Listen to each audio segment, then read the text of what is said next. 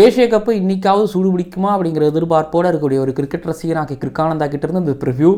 இன்றைக்கி பங்களாதேஷுக்கும் ஆப்கானிஸ்தானுக்கும் ஆல்மோஸ்ட்டு ஒரு வாழ்வா சாவா போட்டி.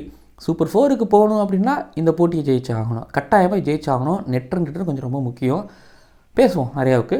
இந்த மேட்ச்சில் ஆப்கானிஸ்தான் ஜெயிப்பாங்களா பங்களாதேஷ் ஜெயிப்பாங்களா ஒரு கேள்வி. அப்புறம் இந்த மேட்ச்சில் யார் அதிக ரன் அடிப்பாங்க அப்படிங்கிறது ரெண்டாவது கேள்வி.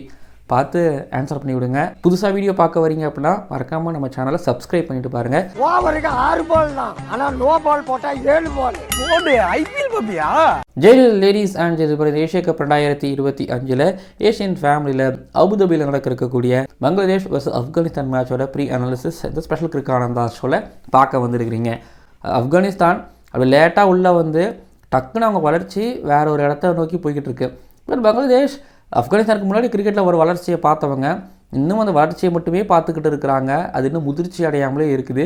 பட் இப்போது கரெக்டாக ஆப்கானிஸ்தான்கிட்ட நான் எப்பவுமே போட்டின்னு வச்சா, அதுவும் ஏஷியாக்குள்ளே வச்சா ஆப்கானிஸ்தானும் பங்களாதேஷும் நான் ஒரே தராசில் வைப்பேன். பட் ஸ்ரீலங்கா இப்போ பக்கத்தில் உட்காந்துட்டாங்க அப்படிங்கிறதுனால இப்போ ஸ்ரீலங்கா வந்து பக்கத்தில் உட்காந்துட்டாங்க. அதுக்கு காரணம் அது அவங்க தான். ஸோ இப்போது ஸ்ரீலங்கா பங்களாதேஷ் அப்புறம் ஆப்கானிஸ்தான் இவங்க 3 பேர் இப்போ ஒரே தராசு தட்டில் இருக்கிறாங்க. பாகிஸ்தான் மேலேயா கீழேங்கிற கேள்வியை அப்புறம் கூட வச்சுக்கலாம். சரி ஓகே, ஒன்றா கூட வச்சுக்கோங்களேன்.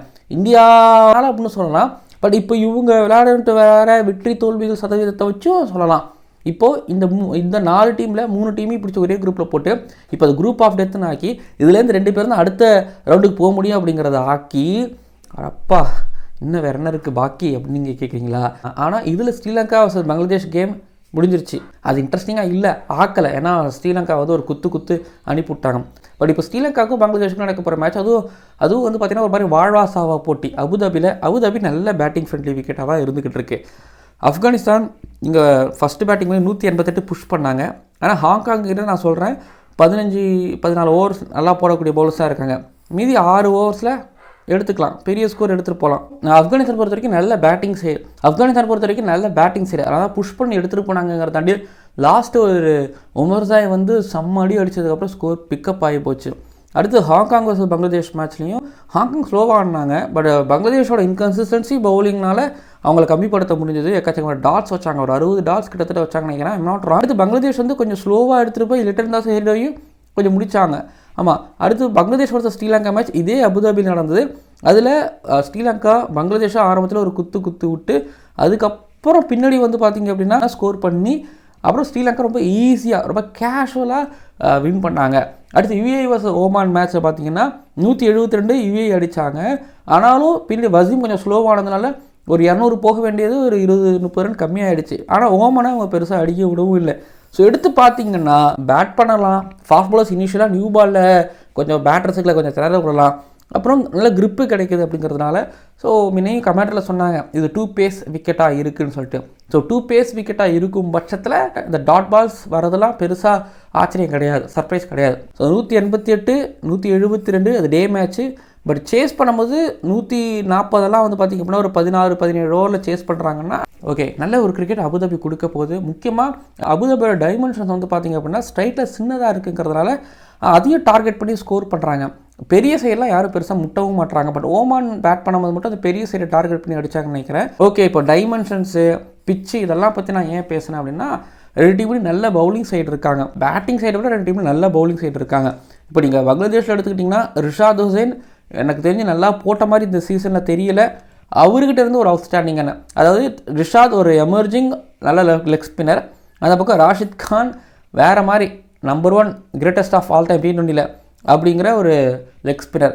ஸோ இன்றைக்கி ராஷித் கான் இல்லை ரிஷாத் ஓரளவு நல்லா போட்டா. ஓகே, அடுத்து தன்சீம் எடுத்துக்கிட்டிங்கன்னா அவரோட குயிக் டெலிவரிஸ் நல்லா போடுறாரு. மாதிரி ஸ்டெம்புக்கு ஏற்றுன்னு சில இடங்களில் ஏற்றுறாரு, நல்லா இருக்கு. சோரி ஃபுல்லஸ்லாம் போன மேட்ச் அடிச்சுட்டாங்க. பட் முஸ்தபிசர் ரஹ்மான் நீங்கள் வந்து ஒரு மாதிரி ஹாங்காங்கில் நல்லா போட்டார். ஆனால் இங்கே எனக்கு தன்சீம் மேலே இருக்கக்கூடிய நம்பிக்கையை மற்ற பவுலர்ஸ் மேலே இல்லை, அதுதான். ஆனால் மெஹரி ஹசன் நல்லா போடுறார். மெஹரி ஹசன் தன்சீம் இவங்க 2 பேரும் எக்ஸ்ட்ரானரியான பவுலர்ஸ் அண்ட் பங்களாதேஷில். ஸோ 2 நல்ல பவுலர்ஸ் மீது சப்போர்ட் பண்ணுற முஸ்தபிசர் ரஹ்மான் ஹாங்காங் கிட்ட போட்டார். நான் ஓகே ஒத்துக்கிறேன், ஸ்ரீலங்கா கிட்டே ஒரு டீசெண்டாக போடுறா. ஆனாலும் சரி ஓகே, முஸ்தபிசர் ரஹ்மான் அதுக்கப்புறம் தன்சீம் அண்ட் மெஹரி ஹசன். ரிஷாத்லாம் நான் ரொம்ப கான்ஃபிடண்ட்டாக இருப்பேன். பட் இப்போது இந்த சீசன் நல்லா பண்ணலையே, அதான பிரச்சனையே. இப்போ நீங்கள் ஆப்கானிஸ்தான் எடுத்திங்கன்னா உங்களுக்கு நூர் அகமது, கசன்ஃபர், ஃபசல்கக் ஃபரூக்கி, உமர்சாய் நியூ பால் எடுத்துகிட்டு வராங்க. ஒரு பக்கம் ஃபசல் கக்வருக்கின்னு ஒரு பக்கம் கரீம் ஜன்னத் தேவைப்பட்டால் குல்பாதீன் நைபும் இருக்கார். இவ்வளோ பவுலிங்கில் இணைப்பு. பட் இதில் சொல்லிடலாம் கான்ஃபிடண்ட்டாக இவங்க ஒரு 16 ஓவர் நல்லா போடுவாங்கன்னு சொல்லிடலாம். ஆனால் அந்த பக்கம் வந்து பார்த்தீங்க அப்படின்னா கான்ஃபிடண்ட்டாக எத்தனை ஓவர் போடுவாங்கன்னு சொல்லுவீங்க? 12 10? ஸோ அப்படி தான் வந்து பார்த்தீங்கன்னா கொஞ்சம் பங்களாதேஷில் கொஞ்சம் வீக்காக பவுலிங் லைட்டாக இருக்கிற மாதிரி எனக்கு இருக்குது. ஆனால் இன்றைக்கி அவங்கள ஸ்டாண்டர்டுக்கு நல்லா போட்டாங்கன்னா ஓகே பங்களாதேஷ் செவிக்கலாம் அப்படிங்கிற மாதிரி சொல்லுவேன். ஆனால் பங்களாதேஷ் பொறுத்த வரைக்கும் அவங்களோட top order Tanzid and Emon score வரலை, கொஞ்சம் இன்கன்சிஸ்டண்ட்டாக இருக்காங்க. நான் ஏசியா கப் ஆரம்பிக்கிறதுக்கு முன்னாடியே சொன்னேன் தன்சீத் மாற்றுவாங்களா அப்படிங்கிற மாதிரி நம்ம கேட்டிருந்தோம்.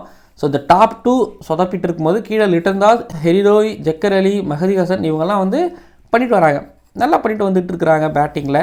ஸோ இப்போது மேலே ஒரு ஓப்பனிங் ஒரு மாதிரி பவர் பிளே ஒரு புஷ்ஷு கிடச்சிதுன்னா இவங்களால ஒரு 160 170 அப்படிங்கிறத அடிக்க முடியும். ஸோ 170 160 அடிச்சிட்டாங்க அப்படின்னா இந்த பக்கம் அட்டல், குர்பாஸ், இப்ராஹிம் சந்திரான், நபி, குல்பாதீன் நைப், உமர்சாய், கரீம் ஜன்னத், ராஷித் கான். ஸோ இந்த பேட்டிங் லைனப்புக்கு அதை வச்சு கொஞ்சம் போட்டு பார்க்கலாம். பட் குர்பாஸ் இந்த முக்கியமான மேட்ச்சில் அவர் ரொம்ப முக்கியம். அவர்கிட்ட ஒரு 50 எதிர்பார்க்குறேன். அப்படி 50 வந்தால் தான் ஆப்கானிஸ்தான் ஜெயிக்கிறத உறுதி பண்ண முடியும். இல்லை இவர் 50, இல்லை இப்ராஹிம் சந்திரான் ஒரு 50, இல்லை குர்பாஸ் ஓகே, இல்லை இப்ராஹிம் சந்திரான் ஒரு 50 ஓகே. ஆனால் யாராவது ஒருத்தவங்கள 2 பேர் சேர்ந்து வச்சிட்டாங்கன்னா இன்றைக்கி அவ்வளோதான். பங்களாதேஷை அங்கேயே மூடிட வேண்டியதான். ஆப்கானிஸ்தான் கண்டிப்பாக ஜெயிச்சிருவாங்க. பங்களாதேஷ்கிட்ட நல்ல ஸ்பின்னர்ஸ் இருக்காங்க, நல்ல ஃபாஸ்ட் பவுலர்ஸ் இருக்காங்க. இங்கே ஃபாஸ்ட் பவுலர்ஸ்களை ஆடுறதுக்கான ஒரு பேட்டர்ஸுகளும் குர்பாஸ், இப்ராஹிம் சந்திரான், அட்டல், நபி இவங்கெல்லாம் இருக்கிறாங்க. ஸோ இந்த பக்கத்தில் வந்து பார்த்திங்க அப்படின்னா அங்கே ஓப்பனிங் தான் கொஞ்சம் ஓட்டை. பட் லிட்டன் தாஸை மட்டும் எடுத்துட்டாங்கன்னா லிட்டன் தாஸை வந்த உடனே மேலே வந்து ஒரு 20க்கு 2 இருக்குது. அப்போ லிட்டன் தாஸை வந்து பார்த்திங்கன்னா எடுத்துக்கும் போது 25க்கு 3 இல்லை 30க்கு 40க்கு 3 லிட்டன் தாஸை எடுத்துட்டாங்கன்னு வைங்களேன், அந்த இடத்துல பங்களாதேஷ் கொஞ்சம் இல்லை நிறையவே தடுமாறுவாங்க. ஃபாஸ்ட் பவுலிங்கில் நீங்கள் கம்பேர் பண்ணாலும் வந்து பார்த்திங்க அப்படின்னா நான் ஆப்கானிஸ்தான் பங்களாதேஷ் ஒரே தட்டில் இல்லை. பட் தன்சீம் மேலே மட்டும் ஒரு நம்பிக்கை இருக்குது. பட் இங்கே ஃபசல் கக்வருக்கிக்கு தன்சீம் கிட்டேருந்து எமான் கிட்டது அதாங்க மேலே அவங்களுக்கு ஓப்பனிங் ஒரு அடிச்சிட்டாங்கன்னு வைங்களேன், கீழே லிட்டன் தாஸ் பார்த்துப்பாங்க. இவ்வளோ பேர் பேட்டிங் டைல் இருக்குது, ஒரு பெரிய ஸ்கோருக்கு எடுத்துகிட்டு போகலாம். அதை தாண்டி பவுலர்ஸுக்கிட்ட இருந்தும் நல்ல ஒரு கான்ட்ரிபியூஷன் அப்படிங்கிறது கிடைக்கும். ஆல்ரெடி 2024 T20 வேர்ல்டு கப்பில் வந்து அந்த மேட்ச்சு ஆப்கானிஸ்தான் வின் பண்ணால் செமிஃபைனலுங்கிற நிலைமையா, பங்களாதேஷ் ஒரு விக்டரியோட போவாங்களா அப்படிங்கிற ஒரு நிலைமை இருந்துச்சு. அப்போது ஆப்கானிஸ்தான் அந்த மேட்சை செம்ம த்ரில்லிங்காக வின் பண்ணுவாங்க, ஞாபகம் இருக்குது. ஆனால் ஷக்கீப் அல் ஹசன், முஷ்ஃபிகுர் ரஹீம் இவங்கெல்லாம் இருக்கும் போதே ஆப்கானிஸ்தான்ட்ட அவங்க தோத்தாங்க. இவங்கெல்லாம் இல்லை. இந்த யங் நியூ பங்களாதேஷ் டீம் என்ன பண்ண போகிறாங்கன்னு பொறுத்திருந்து பார்க்கலாம். எப்படி பாருங்கள் 16 ஓவர் ஸ்பின்னர்ஸ் போடுவாங்க. அந்த பக்கத்தில் லிட்டன் தாஸ், ஹெரிடோய், மெஹதி, ஜக்கர் அலிலாம் ஸ்பின்னர் தான் அடிப்பாங்க. பட் ஆனால் எனக்கு இன்றைக்கி பங்களாதேஷ் வந்து ஒரு மாதிரி குவாலிட்டியான ஒரு பவுலிங் சைடு அடித்தா ஆப்கானிஸ்தான் அடித்தா ரொம்ப சந்தோஷப்படுவேன். பட் ஆனால் எவ்வளோ தப்பு பண்ணுவாங்க சொல்லுங்கள், தப்பு பண்ணுறதுக்கான வாய்ப்பு எவ்வளோ இருக்கும்? ரொம்ப கம்மியாக தான் இருக்குங்கிறத தாண்டி ஓரளவு தான் இருக்கும். ஸோ அப்படி பார்க்கும்போது ஆமாம் ஆப்கானிஸ்தான் வின் பண்ணுவாங்க எனக்கு தோணுது. இந்த மேட்ச்சில் 52% ஆப்கானிஸ்தான் ஜெயிக்கிறதுக்கான சான்ஸ் இருக்குது. அண்ட் பங்களாதேஷ் 48% ஜெயிக்கிறதுக்கான சான்ஸ் இருக்குது. இந்த மேட்சை பங்களாதேஷ் தோத்துட்டாங்கன்னா ஆல்மோஸ்ட் வெளில என்னை பொறுத்த வரைக்கும். ஓகேங்களா, பாயிண்ட்ஸ் டேபிளில் நீங்கள் பார்த்தீங்க அப்படின்னா ஸ்ரீலங்கா 4 பாயிண்ட்டோட இருக்கிறாங்க. 2 மேட்சை வின் பண்ணி 2 மேட்ச் ஆடி ப்ளஸ் 1.546 அப்படிங்கிற நெட் ரன் ரேட்டோட. ஆப்கானிஸ்தான் ஒரு மேட்ச் ஆடி ஒரு மேட்ச் வின் பண்ணி 2 பாயிண்ட்டோட நெட் ரன் ரேட் ப்ளஸ் 4.700 இருக்காங்க. பங்களாதேஷ் 2 மேட்ச் ஆடி 1 தோற்று 1 ஜெயிச்சு 2 பாயிண்டோட -0.650 அப்படிங்கிற நெட் ரன் ரேட்டோட இருக்காங்க. பங்களாதேஷ் வின் பண்ணாலும் நல்ல நெட் ரன் ரேட்டில் வின் பண்ணணும். அப்படி இவங்க ஒரு வேளை இந்த மேட்சை வின் பண்ணாங்களோ அடுத்த வர மேட்ச்சில் ஆப்கானிஸ்தான் தோக்கிறது படுதோல்வியாக இருக்குன்னு ஸ்ரீலங்கா. ஸோ இந்த மாதிரி வெற்றி தோல்வியை பார்த்து தான் இருக்கிறாங்க. என்ன பண்ணுறாங்கன்னு பொறுத்திருந்து பார்க்கலாம். பட் ஆனால் சொல்கிறேன், நைட்டு அபுதாபியில் நல்ல மேட்ச் வரணுங்க. நல்ல மேட்ச் என்னென்னா இந்த 160 140 அப்படி உருட்டாமல் ஆப்கானிஸ்தானே பேட் பண்ணாலும் ஒரு 200 அடிக்கிறது, இந்த பக்கம் பங்களாதேஷ் அவங்க 200 அடிக்கிறது, சேஸ் பண்ணுறது. என்னங்க நானே என்னோடய எக்ஸ்பிரேஷன் சொல்லிட்டு இருக்கேன் நினைக்கிங்களா? ஆமாம், அந்த எக்ஸ்பிரேஷன் பேட்டில் இருந்து இவங்க கிட்டே இவங்க நல்ல பவுலிங் சைடு கூட தெரியும். பட் பேட்டிங்கில் நான் ஒரு 100 ஒரு ரஹ்மன் அல்லா குர்பாஸ் கிட்டேருந்து, இப்ராஹிம் சந்திரான் கிட்டேருந்து, ஒரு லிட்டன் தாஸ் கிட்டேருந்து எக்ஸ்பெக்ட் பண்ணுறேன். இந்த மாதிரியான மேட்ச்சில் ஒரு லிட்டன் தாஸ் அடித்தா தான், இந்த மாதிரியான மேட்ச்சில் ஒரு ரஹ்மன் அல்லா குர்பாஸ் அடித்தா தான், இந்த மாதிரியான மேட்ச்சில் ஒரு தஞ்சு வந்து ஒரு பர்ஃபார்மன்ஸ் பண்ணி காமிச்சாதான், இந்த மாதிரியான மேட்ச்சில் ரிஷாத் வந்து செம்மையான பர்ஃபார்மன்ஸ் பண்ணி காமிச்சாதான், வேறு எங்கே காமிக்க முடியும். பட் ஏன்னா இந்த மாதிரியான மேட்ச்சில் பாருங்கள், பங்களாதேஷை விட ஆப்கானிஸ்தான் சூப்பராக ஆடுவாங்க, உசுரை கொடுத்து ஆடுவாங்க. ஒவ்வொருத்தரும் எல்லாரும் உசுரை கொடுத்து ஆடுவாங்க. எல்லாரையும் நம்ம மென்ஷன் பண்ண அவசியம் கிடையாது, எல்லாரும் உசுரை கொடுத்து ஆடுவாங்க ஆப்கானிஸ்தானில். சரி, ஓகே, இன்றைக்கி உசுரை கொடுத்து ஆடுற மேட்ச்சை நம்ம உசுரை கொடுத்து பார்ப்போம். மறக்காமல் முழு வீடியோவும் பாருங்கள், மறக்காமல் சப்ஸ்கிரைப் பண்ணுங்கள், பக்கத்தில் பெல் ஐக்கனை கிளிக் பண்ணுங்கள். பார்க்கலாம் அடுத்தடுத்த வீடியோக்களில். ஓவருக்கு 6 பால் தான், ஆனா நோ பால் போட்டா 7 பால். போடு, ஐபிஎல் பாப்பியா?